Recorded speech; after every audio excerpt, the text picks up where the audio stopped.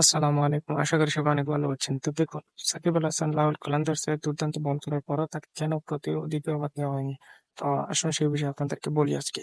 সাকিব আল হাসানের প্রথম ওভারের ৪ নম্বর বলটি এই ফার্স্ট আম্পায়ারের সন্দেহ হয়।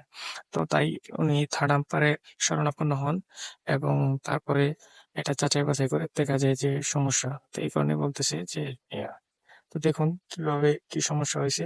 এটা হচ্ছে স্লো মোশনে দেখাচ্ছি। ৪ নাম্বার বলটি যে বলটির কারণে উনি নিষেধাজ্ঞা পেয়েছেন। এই যে উনার হাতের কোনোটা 70.59 হয়েছে এবং উনার ইকোনমিটা দেখেন খুবই ভালো। এক ওভারে ৪ রান দিয়েছে, ইকোনমি ১ উইকেট নিয়েছে, খুব অসাধারণ বল করেছে। তারপর